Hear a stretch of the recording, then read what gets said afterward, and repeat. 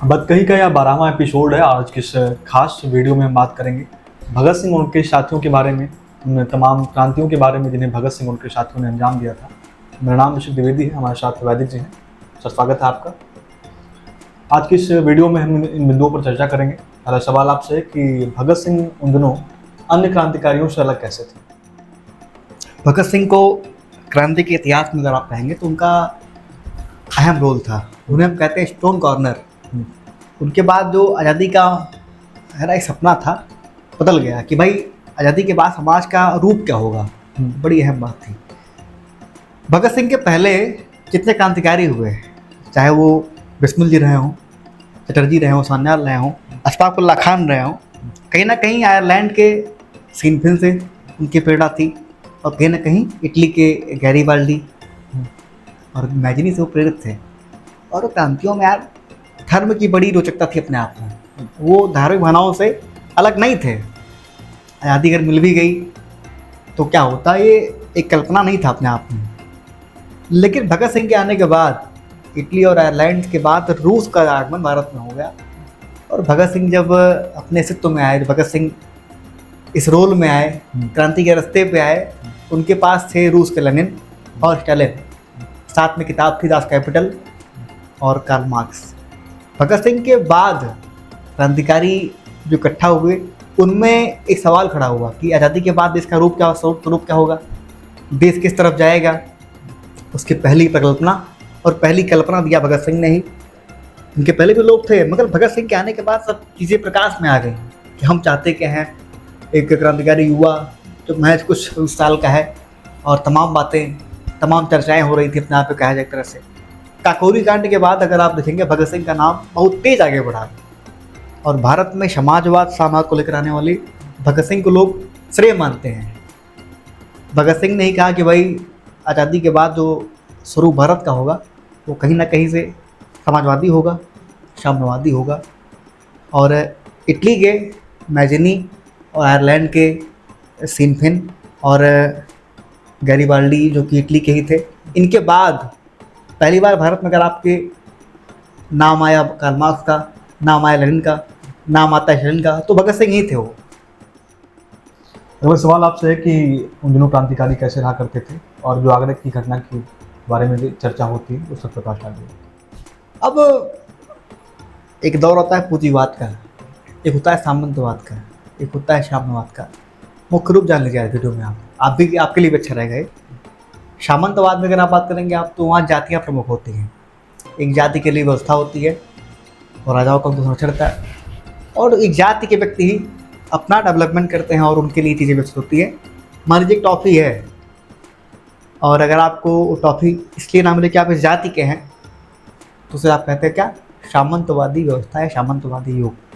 दूसरी बात, टॉफ़ियाँ बहुत सारी रखी हुई हैं, आपको टॉफ़ी खाना है, आपको टॉफ़ी ना मिले, भले टॉफ़ी सड़ जाए, वो भले वो ख़राब हो जाए, नष्ट हो जाए, मगर कि भाई इसका दाम 100 रुपये है, अगर आप नहीं दे पाएंगे टॉफ़ी आप नहीं पाएंगे। इसी का बोलते हैं हम लोग पूंजीवादी व्यवस्था बोलते हैं, कि जहाँ पर सिर्फ एक पूंजीपति महत्वपूर्ण होता है। सामान की नहीं वैल्यू है कि भाई कौन खा रहा है कौन नहीं खा रहा है, इसकी बिल्कुल बात नहीं होती। वहाँ पर सिर्फ एक व्यक्ति का लाभ होता है पूंजीपति। और तीसरी बात होती है आपकी साम्यवादी व्यवस्था, अर्थात आपका समाजवादी व्यवस्था, जो भगत सिंह का मानना था भारत में। इसके जो उन्मूलक थे कार्ल मार्क्स ही थे। वो कहते हैं कि भाई सामान का विनिमय जो है राज्य करे, अधिकार राज्य के पास हो। जो वस्तुएं आपकी मेडिकल है, दवाई है, पढ़ाई है, कलम है, सबको एक ही कीमत पर, समान कीमत पर, बिना जाति देखे हुए, बिना संप्रदाय देखे हुए, बिना गरीब और बिना रंग भेद किए हुए उनको मिल जाए। इसे कहते हैं आपका साम्यवादी और सोशलिज्म, एक ही व्यवस्था होती है।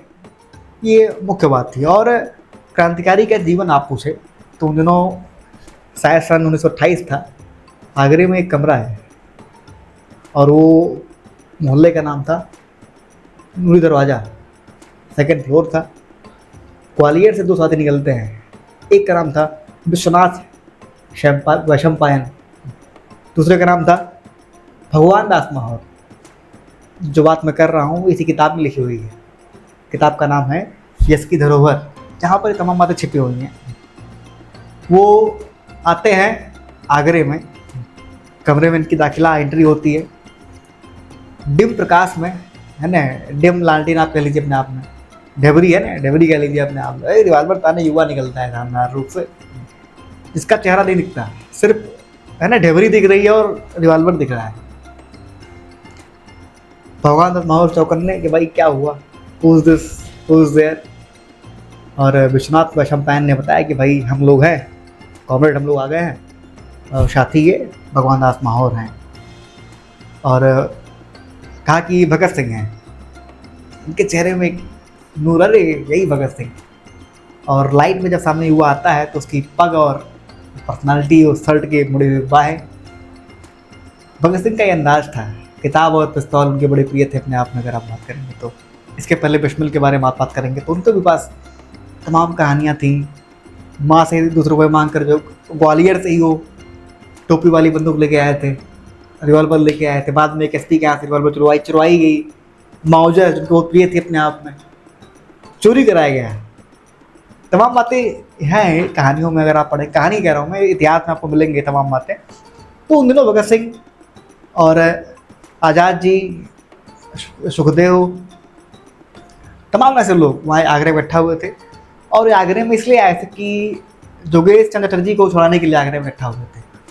काकोरी कांड के अभियुक्त थे और काकोरी एक्शन के दौरान इनका भी नाम सामने आया था। इसमें आज़ाद भी शामिल थे। आज़ाद मतलब कि कौन? चंद्रशेखर आज़ाद। तो ये सब तमाम लोग इकट्ठा हुए थे। फिर सुबह होता है तो भगत सिंह का जो उनसे परिचय हुआ इत्तेफाक से इस तरह हुआ कि भाई पिस्तौल, डिम डिम लाइट, युवा निकलता सामने आता है। और फिर भगत सिंह पूछते हुए कि भाई क्या लेके आए हो, कुछ लाया हुआ हो? जैसे आप घर आइए पूछिए, कुछ खाना वाना खाना है? और खाने की चिंता भाई तो क्या ही कहा जाए। तो सोनाथ ने कहा कि भाई है ही क्या खाने के लिए, जो आप पूछ रहे, फिर भी हम खा के आए हुए, हम सुबह खाना खा लेंगे। ठंड बहुत थी और लोग काँप रहे थे। कप्तान निकाल के अपना पानी निचोड़ते हैं। कपड़े को फैलाने में भगत सिंह इन लोग की हेल्प भी करते हैं। आज के दौर में अगर आप बात करेंगे तो भाई कौन नहीं करता है आजकल। भाई एक व्यक्ति बैठा हुआ है, 4 सेवक लगे हुए हैं, नेताजी आगे दौड़ रहे हैं, चेला पीछे पीछे भाग रहा है, लसेड़ रहा है अपने आप को जो है। मगर उस दौर में इतने अभाव में भी लोग अध्ययनशील थे, लोग विचारवान थे। आज देखिए जो व्यवस्था सरकार की अपने आप में है, एक परीक्षा नीट की है, व्यवस्था की बात नहीं हो रही कि भाई लीकेज कहाँ से हो रहा है, हम जहाँ से पेपर लेके आ रहे हैं। अरे जहाँ काम सुई का है तलवार ना घुसेड़िए, दिक्कत होगी, है ना भाई। मुंह में अगर आप बाँस डाल लेंगे दिक्कत होगी, और गन्ना चुएंगे तो आपको आराम होगा। तो बातें होती है। तो भगत सिंह इस तरह थे। और कहीं ना कहीं आज की सरकार अगर होती, जैसे जो उस जमाने में अंग्रेज ने कर दिया था कि भाई ये तो देशद्रोही हैं, सब गुंडे मवाली है, तो ये आज कह रहे हैं कि भाई काकरोच है। तो इतना अंतर था और कुछ इस तरह का माहौल आगरे में था।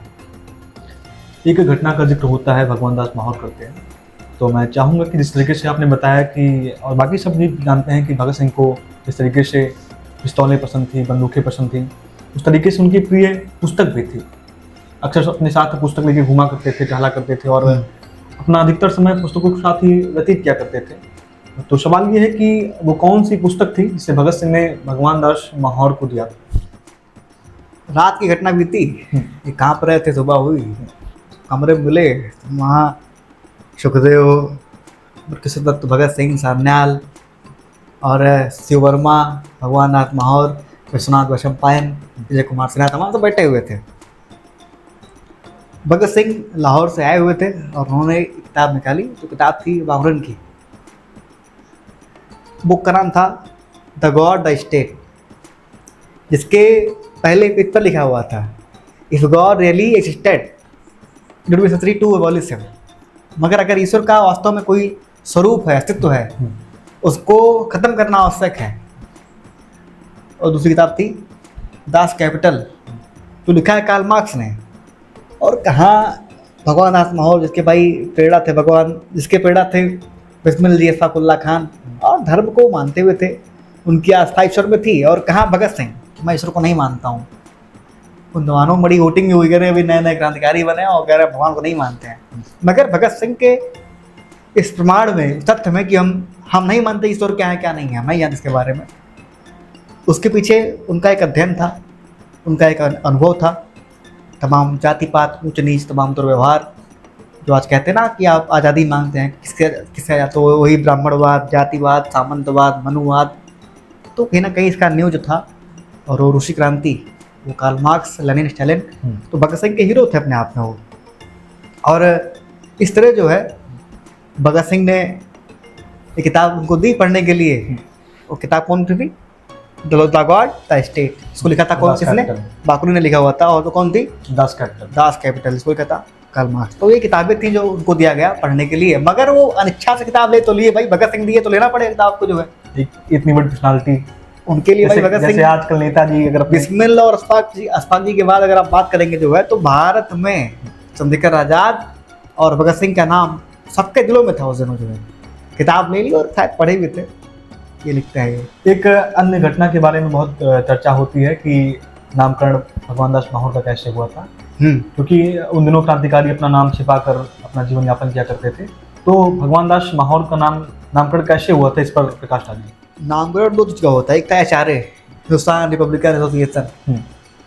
भगत सिंह के आने के बाद क्या बन गया था आपका? हिंदुस्तान सोशलिस्ट रिपब्लिकन एसोसिएशन, या फिर कह लीजिए आर्मी। ठीक, ऐसे आजाद जी का नाम था पंडित जी, नाम था उनका। भगत सिंह का नाम था रंजीत, और विश्वनाथ का नाम था बच्चू। अब इनका नाम जब बारी आई तो सुबह का समय था, सब बैठे हुए थे बकायदे। विश्वनाथ और भगवान दास माहौर बैठे हुए थे, और बगल में उनके विजय कुमार सिन्हा बैठे हुए थे, जो बड़े ही मौजी और वोटिंग बाज टाइप के थे अगर आप कह लीजिए तो अपने आप में। तो उन दिन रात में जब लोग आए थे मिलने उनसे, जब आगरे में दाखिल हुए थे, पहले के साला आ गया वो, तो भगत सिंह चापे हुए कि भाई अरे क्या बोल रहे हो, इसे लिखते हैं तब लिखे हुए, इस तरह बात नहीं करनी। फिर भी वो कह रहे वो आज़ाद जी का बड़ा वो है ना, वही है, इस तरह का अंदाज था जो हम लोग आज भी इस व्यवहार में मजाकिया अंदाज जो रहता है। तो भगत सिंह ने कहा विजय कुमार सिन्हा से कि डार्विन का सिद्धांत था ना, एक तरह से डार्विन कहा जाए, एक तरह से उसने ठीक कहा था, बंदर और आदमी के बीच जो कड़ी थी वो ये महाशय ही है। तो भगवान दास माहौर सुन लिए, फिलहाल वो हंसे नहीं, चुप ही रहे, जान गए कि मेरी पर्सनालिटी बात हो रही है, मेरी कटकाठी बतिया रहे हैं लोग। भगत गए इधर बुलाए, फिर क्या नाम रखा तुम्हारा? तो ये कई नाम तो है, या वो महावीर था और भी नाम आया, हनुमान नाम तो नाम आया, मगर बाद में इनका नाम पड़ा कैलाश। भगवान दास माहौर का नाम रखा गया जी। आगरे से जुड़ी कोई अन्य घटनाएं जो आपको याद हो तो? आगरे में भगत सिंह और अन्य साथी आज़ाद जी बैठे हुए थे एक बार, और आज़ाद और भगत सिंह बड़े करीब थे एक दूसरे के। आज़ाद जी का जीवन बड़ा रहस्यमय रहा, बचपन बहुत संघर्ष में भी था अपने आप में जो है, बड़ी संघर्ष यातनाएं झेलनी पड़ी, और करीबी वाला जीवन रहा। उनका एक शर्त था कि भाई हमारे कभी भी आप मेरे घर के बारे में पूछें, मैं कहाँ से बिलोंग करता हूँ, मेरा मकान कहाँ पे, अपना पूछिए, मेरे माता पिता कहाँ हैं, ये सब बातें थी। उस दिन सुबह सब उठे तो बस परिचय हुआ कि यही भाई फलाने सुखदेव हैं, बृहदत्त हैं, भाई सुखदेव, तमाम बातें चर्चा हुई, शिव वर्मा और सब बैठे हुए थे, चर्चा होती है।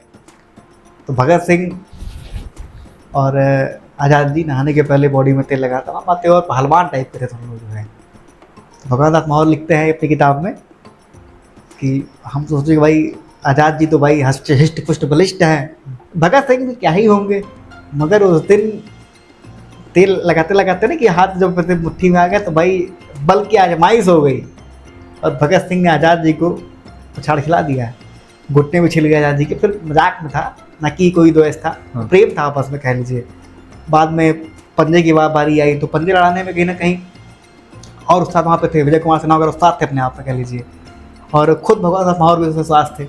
तो भगत सिंह इनसे इसमें हार गए, मगर तमाम वो घटनाएं। और आप खाने की बात कर लीजिए, भगत सिंह की परवरिश जो है अच्छे परिवार में हुई थी, और एक रईस परिवार था अपने आप पे, लेकिन भगत सिंह की क्रांतिकारी जीवन बड़ा अहम रहा। भगत सिंह शौकीन थे, खाने के शौकीन थे, कपड़े के शौकीन थे, किताबों के साफ कपड़े किताबों के शौकीन थे, पिस्तौल के शौकीन थे। और बिस्मिल जी का भी यही हाल था कहीं ना कहीं, आप बात कर लीजिए। उस जमाने में अपनी माँ से 200 रुपये मांग कर जो है वो पहुँच गए ग्वालियर के। और बिस्मिल जी बड़े धार्मिक थे, उनकी बहन का विवाह था, जान पाया कि शादी में, समाजी, हाँ जान पाया कि शादी में वेश्याएँ आई हुई हैं, शादी में गए ही नहीं है, तो बारात से बाहर लौट आए और 200 रुपये लेकर जो है तमाम जगह पता किए, और वहाँ से नकली बंदूक, मैंने बंदूक कह लीजिए, जो काम है ना करे जो है, लेकिन शौकीन थे भाई, बंदूकें लेके आए, रिवॉल्वर ले लिए, पिस्टल मौजूद ले लिए, तमाम शौकीन थे, तमाम कहानी से मिलती है। इस तरह का जीवन था। और उस दिन आगरे में अगर आप बात करें खाने की व्यवस्था क्या थी रात में, तो शाम के टाइम खाने के लिए बर्तन थे ही नहीं, दाल बनाना था तो दाल में सब कुछ जो जो माने कि भाई हम बहुत बड़े ज्ञानी हैं मामले के, जो है यही हाल था सबका। मटके की ऊपर कैसा तोड़ कर उसके पेनी में जो है दाल बनता था उस समय, ऐसा जीवन था। दाल में मिर्च लहसुन जो जो मिल जाए डाल दो। हल्दी तो पूछिए नहीं, हल्दी उसमें कहाँ पड़ती थी, शायद कभी कभी मिल जाए हल्दी तो ठीक थी, वरना हल्दी था ही नहीं दाल में जो है। रोटियाँ चिपड़ी बनती, कच्चा कच्चा, भूखे पेट भाई कोई कुछ भी खा लेगा, आदमी खा ही लेता है रूखा सूखा जो मिलता है। लेकिन भगत सिंह का जिक्र करते हैं भगवान में बहुत, दिखते हैं कि भगत सिंह आगरे में भी वो खाना खा नहीं पा रहे थे, तो खाने के बारे में क्या है यार, लखनऊ के नवाब जो होते हैं खाना इसे खाते हैं, आओ अब खाते खाना खाते कैसे हैं, एक रोटी का टुकड़ा तोड़ते हैं आराम से तोड़ते हैं, खूब जैसे कोई फूल तोड़ रहा हो, जैसे पंखुड़ी निकाल रहा हो फूल से, लिखते हैं माहौल। दाल में भिगोते हैं, एक हल्का कोरा की दाल कहीं छू ना जाए पे, इसे घुमा के भिगोते हैं और रख के वल्लाह करते हुए कमरे बाहर आ जाते हैं। फिलहाल सब भूखे तो लोग खा गए, बाकी इन्होंने वाच किया कि भाई भगत सिंह से पीड़ित थे अपने आप कहीं ना कहीं से, कि वास्तव में इनको दिक्कत हो रही, फिर भी रुपए के अभाव में तमाम दिक्कतें होती थी। मगर रात को रात जब हुई, भगत सिंह गए, रुपए जुगाड़ किए, फिर बर्तन भी आ गए और खाने को सामान आगे हम पूरी वीडियो में बात करेंगे, वीडियो लंबा हो जाएगा जी। तो फिलहाल आज की वीडियो में बस इतना ही। इसी कड़ी में आगे वीडियो में बात करेंगे अपने अगले एपिसोड में। तब तक के लिए धन्यवाद।